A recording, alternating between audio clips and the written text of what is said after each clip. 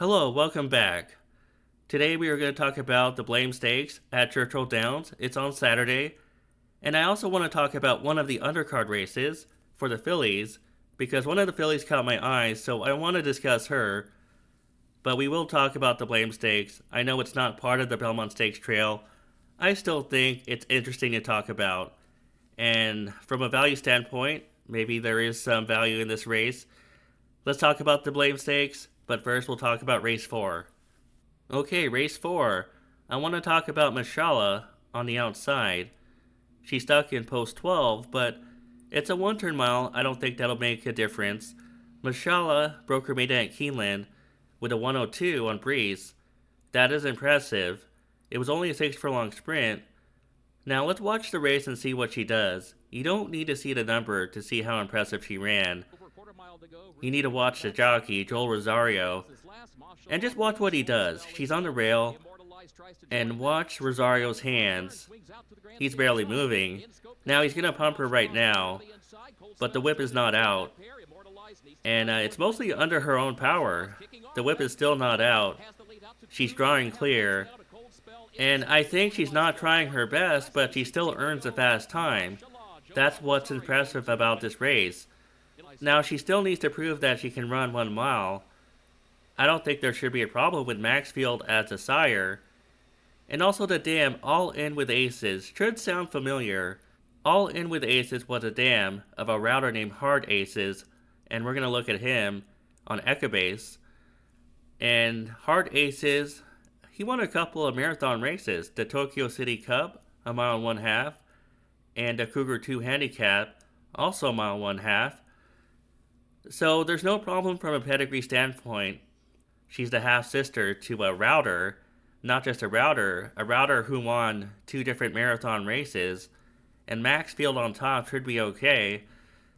Mashallah's my choice in this race.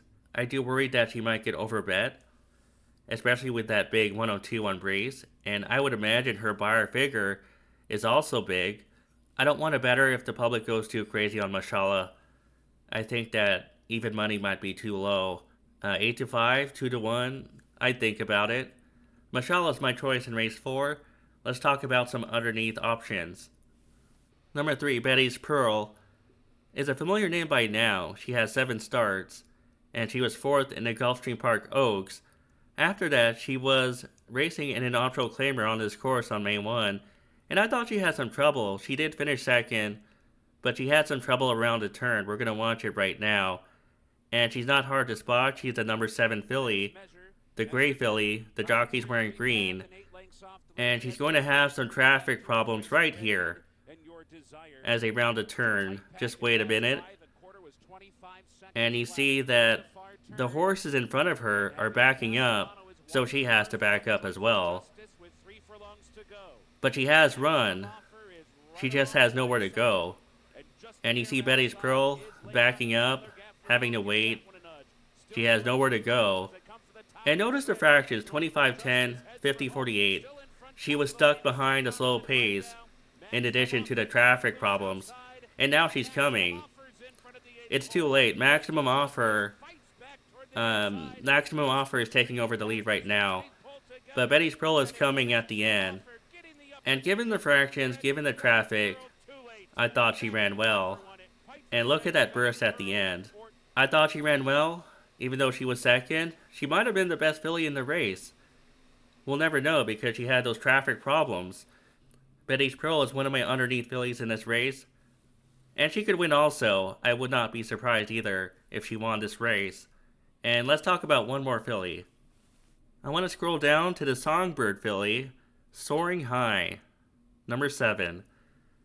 And she broke her maiden on this course on May 1 with a 90 on Breeze, which doesn't sound impressive.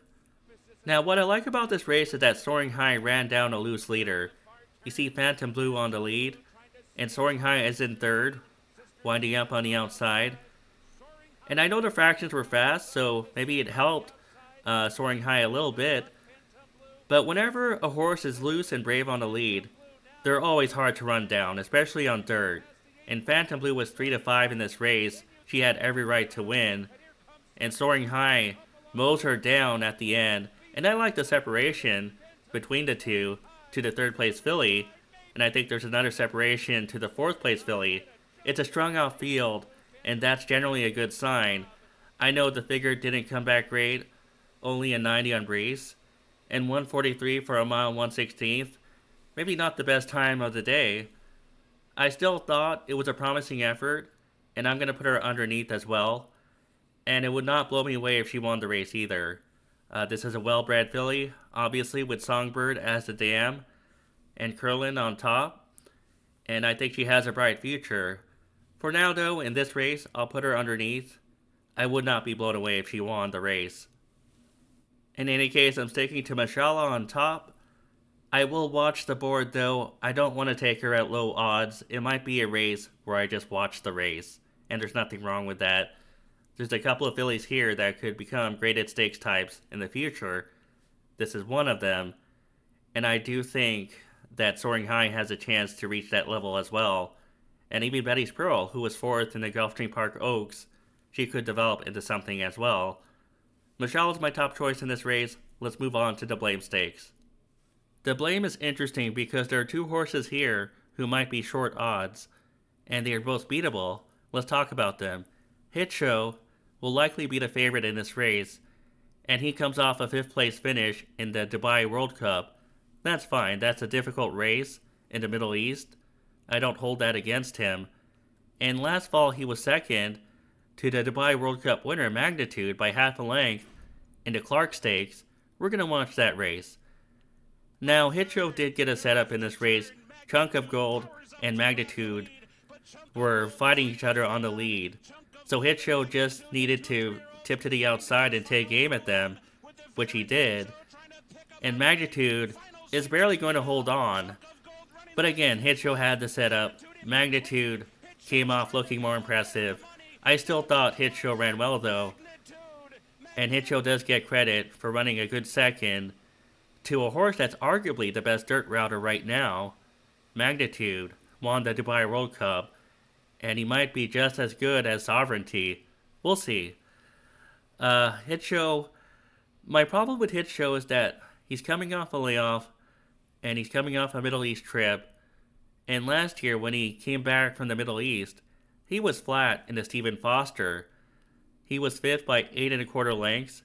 I realized he was facing better horses in that race. Still, I thought he was flat, and maybe he's the type of horse that needs one race after a Middle East trip. So I'm against him in this race. I think he could be beaten, but down the line, maybe in his second or third start off the layoff, maybe that's when he'll run his best race. I should say I'm against Hit Show on top. I will put him in second in my exacta. He's going to be my top 4. Let's talk about Vibe.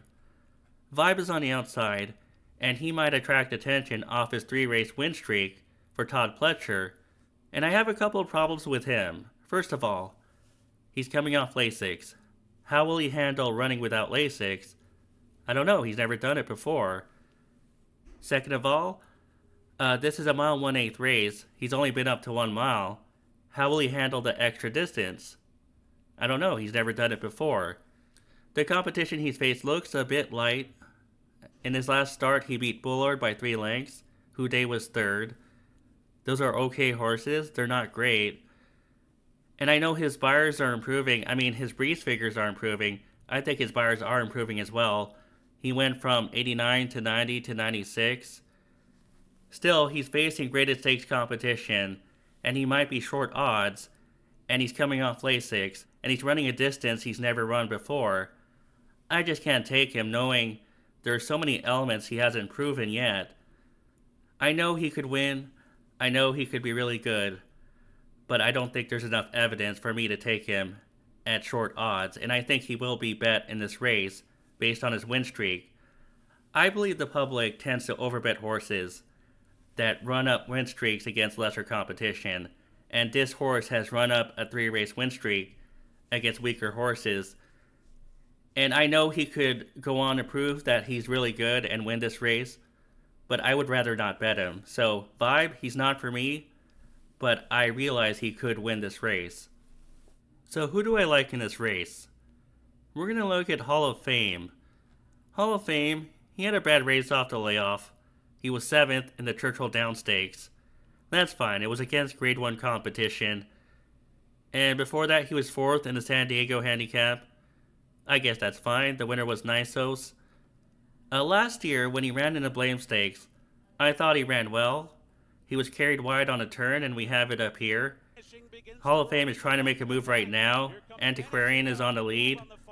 And watch what Antiquarian does as they turn for home. Antiquarian is going to carry out Hall of Fame to what, 6, 7 wide? And Mystic Dan is on the inside. Mystic Dan had a perfect trip. Hall of Fame is still trying to come at him. But going wide on a turn must have made him tired. And Hall of Fame is going to get tired at the end. That's fine. These are good horses that he's facing. I mean, Mystic Dan, Antiquarian, Post Time. Those are good horses. So even though he ran 4th, he was 4th against horses that belong at the highest level. And he had a troubled trip when he went wide on the turn.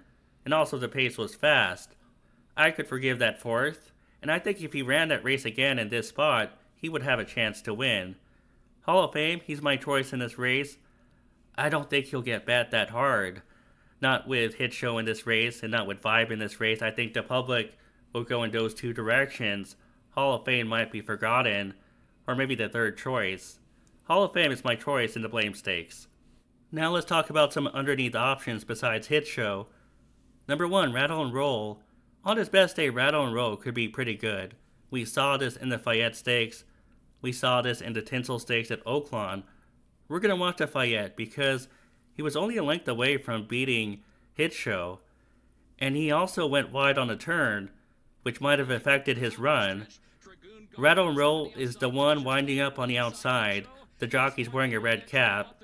And look how wide he goes. What is that, like 9 or 10 wide? And once he straightens out, he makes up a lot of ground. Dragoon Guard's on the inside, and I think that's Gosker right next to him. Hit Show is taking over the lead right now. And look at Rattle and Roll go after going 9 or 10 wide.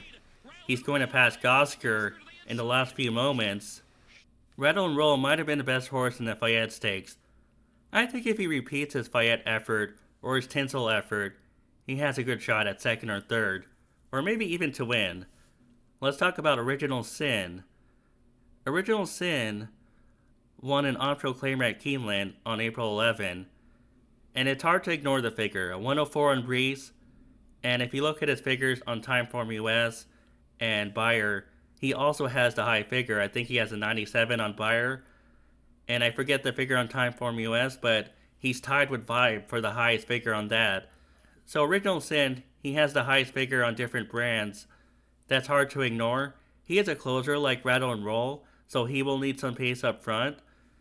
We'll see what happens. I think he's a good underneath horse. Even though he has the highest figure, I think he's an underneath horse. I tend to prefer horses who like to be on or near the lead for the top spot. And Rattle and Roll and this horse, Original Sin, are both closers. That's partially why I'm putting them underneath. So Original Sin, maybe he can duplicate that 104. We'll see what happens. I also want to talk about Liberal Arts. Now I can't pick every horse. I'm already picking 3 horses underneath. This horse has a chance though to finish on the board as well. I don't think you can hold the Oaklawn handicap against him. He was running against White Abario, Sovereignty, and Journalism. His best start could get him on the board. I am concerned that he left the Brad Cox barn. I'm not familiar with his new trainer, Heather Arion. I don't know who she is. I'm not familiar with her patterns. It's hard to judge this horse because of that. If he was staying with Brad Cox, I'd have more confidence. But he's not. Is he going to run back to that 102 in the next go? He could. I also think it would help if it rains, because this horse seems to run well when it rains, as seen by his sloppy track wins. Liberal Arts is another option you can use for an underneath spot in the trifecta. Hall of Fame is my top choice for the Blame Stakes. He only lost this race by 2 1/4 lengths last year, and he was facing better horses. Mystic Dan, Antiquarian, Post Time. Any of those horses would be favored in this edition. Hall of Fame is my top choice. I'll put Hit Show underneath him, as well as Original Sin, Rattle and Roll, and I'll think more about liberal arts. Maybe if it rains, I'll include him. And in race 4, I like Mashallah over Betty's Pearl and Soaring High. Thanks for watching my video on the Blame Stakes and race 4, and I'll be back soon with Belmont Stakes coverage.